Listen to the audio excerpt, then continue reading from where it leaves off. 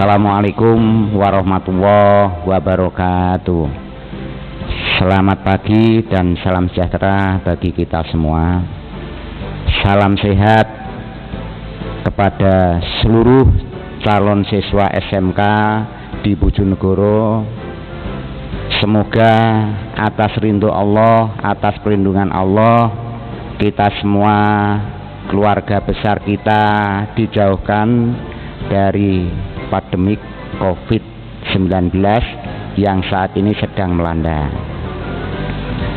Anak-anakku yang saya banggakan, calon siswa SMK negeri di Kabupaten Bojonegoro,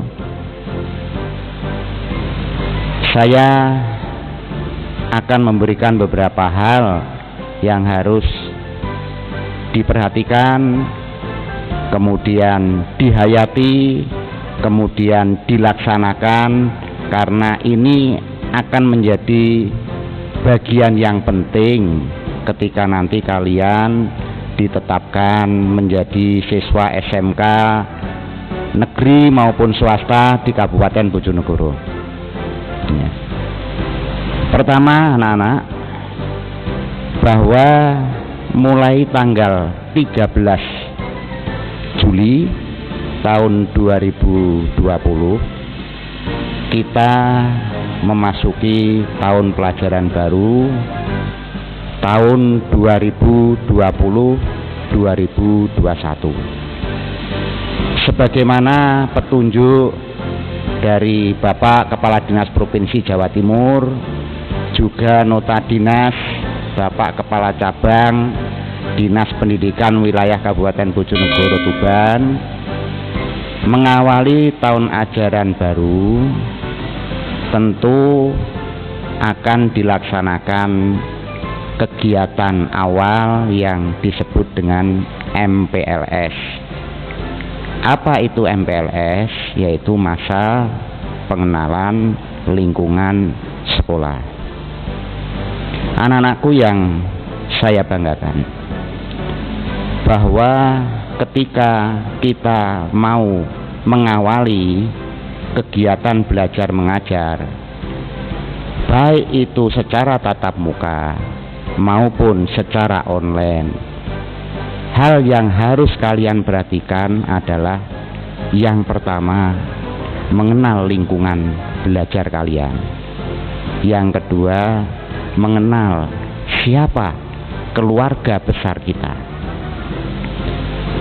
Apa yang saya sampaikan itu, anak-anak, nanti akan kalian ketahui setelah kalian mengikuti kegiatan MPLS selama 3 hari yang dimulai dari tanggal 13, 14, dan 15 Juli tahun 2020 sebagaimana yang telah dijelaskan dalam nota dinas Kepala Cabang Dinas Pendidikan Wilayah Bojonegoro Tuban. Mengapa kalian diperkenalkan hal-hal yang ada di kegiatan MPLS? Sebagaimana saya jelaskan, nanti kalian yang pertama harus mengenal lingkungan. Maka nanti akan mendapat materi terkait dengan wawasan Wiyata Mandala. Tanpa mengenal lingkungan, maka akses untuk mengikuti kegiatan belajar akan terganggu. Yang kedua, kalian harus mengenal keluarga besar sekolah kalian masing-masing. Keluarga besar itu sangat fleksibel, tidak bisa diartikan secara khusus. Jadi keluarga besar kita itu mulai tenaga pendidik, Bapak Ibu guru, kemudian tenaga kependidikan, yaitu pegawai administrasinya, kemudian juga ada teman-teman kita baik kelas 10 seperti kalian ini, kelas 11 dan kelas 12. Kemudian orang tua kita, ya, komite kita, lingkungan kita, yang saya sebutkan itu adalah semua mendukung terhadap keberhasilan kalian selama proses belajar di sekolah. Yang ingin saya tekankan bahwa ketika saya menyampaikan kegiatan MPLS saat ini, sengaja kami mengambil tema tata krama, karena tata krama ini bagian dari hal yang sangat penting dalam bergaul dengan keluarga besar di sekolah kita masing-masing. Artinya kita harus mencari keseimbangan antara mengenal lingkungan dengan bergaul sesama keluarga besar yang ada di sekolah kita. Maka akan terjadi keseimbangan, dan kalau keseimbangan itu terjadi, maka tujuan yang ingin kita capai anak-anak itu akan dapat segera terwujud. Kembali ke tema kita ya anak-anak ya, yaitu tentang tata krama. Tata krama ini sebetulnya adalah upaya untuk melestarikan jati diri bangsa, identitas bangsa. Kalau kita tidak punya tata krama, maka kita akan kehilangan jati diri sebagai bangsa yang mempunyai semangat kekeluargaan dan kegotong royongan. Nah, kalau sudah kehilangan jati diri, kita akan terputus dari mata rantai sejarah. Oleh karena itu, sejak dini, mulai dari pendidikan TK, SD, SMP, SMA, dan perguruan tinggi, kita wajib menjunjung tinggi tata krama ini dalam rangka upaya melestarikan identitas dan harga diri bangsa kita. Bagaimana caranya? Diambil cara yang sederhana saja. Ya. Kita sebagai makhluk sosial itu tidak mungkin bisa hidup sendiri. Kita pasti akan bergaul dengan orang lain di mana kita berada di suatu lingkungan. Ya. Dalam bergaul ini harus mempunyai sebuah etika yang namanya tata krama. Ya. Oleh karena itu ada pepatah bijak, misalnya tata krama dalam berbicara. Hati-hati, sering dikatakan oleh sebuah pepatah ya, bahwa ucapanmu adalah harimau kamu.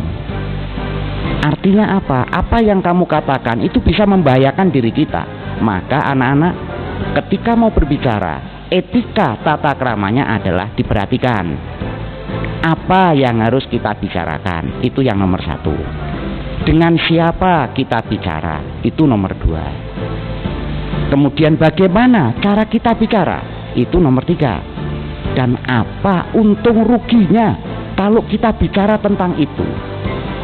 Kalau kalian mau menggunakan analisis tata krama berbicara ini, maka lahirlah yang disebut dengan toleransi, saling menghargai, saling menghormati, tidak menimbulkan ketersinggungan. Akhirnya komunikasi antar sesama akan terjalin dengan baik. Tentu Bapak tidak bisa memberikan contoh yang banyak tentang tata krama. Bapak hanya kepingin kalian evaluasi diri kalian saat ini sebelum masuk pada materi MPLS tema tata krama. Misalnya, bagaimana saat ini kalian bergaul? Bagaimana kalian saat ini berbicara? Bagaimana saat ini kalian bersikap? Nah, tentu tidak ada yang kita lakukan itu baik semua, tidak ada. Ya, maka kita evaluasi. Setelah itu cobalah nanti kalian perhatikan, amati, ya, ikuti, akan ketemu ya kuesioner untuk mengisi secara jujur ya, secara jujur anak-anak. Karena kejujuran itu yang akan menyelamatkan kita. Ya. diisi perilaku, cara bicara kita, cara bergaul kita, ya, yang kurang baik saat ini seperti apa. Lalu buatlah sebuah komitmen, di kolom itu sudah kita siapkan. Untuk lebih baik lagi, kita harus berupaya seperti apa. Setelah itu kalian isi, nanti secara teknik itu akan ditentukan oleh panitia dan akan dikumpulkan dengan cara online. Mengapa? Karena saat-saat ini kita masih masuk zona merah, ya. Kita belum boleh tatap muka sebelum mendapat rekon dari gugus tugas. Pesan Bapak, meskipun belajar jarak jauh, baik itu dengan sistem online maupun sistem yang lain, tetap protokol kesehatan harus kalian jaga. Sebagai bentuk tata krama, bagaimana kita bergaul pada masa pandemi COVID-19. Apa protokol kesehatan yang harus kita laksanakan? Pertama, membudayakan memakai masker. Yang kedua, cucilah tangan dengan sabun saja, ya, dan sering-seringlah itu. Yang ketiga, jaga jarak dengan teman bergaul kita. Insya Allah kalau yang saya sampaikan itu kalian pahami, kemudian hayati, laksanakan dalam kehidupan sehari-hari, kalian sudah menanam kebaikan. Saya ingatkan anak-anak, kebaikan itu tidak akan pernah hilang, kapanpun dan dimanapun. Dan suatu saat ketika kita butuh, kebaikan itulah yang akan menolong.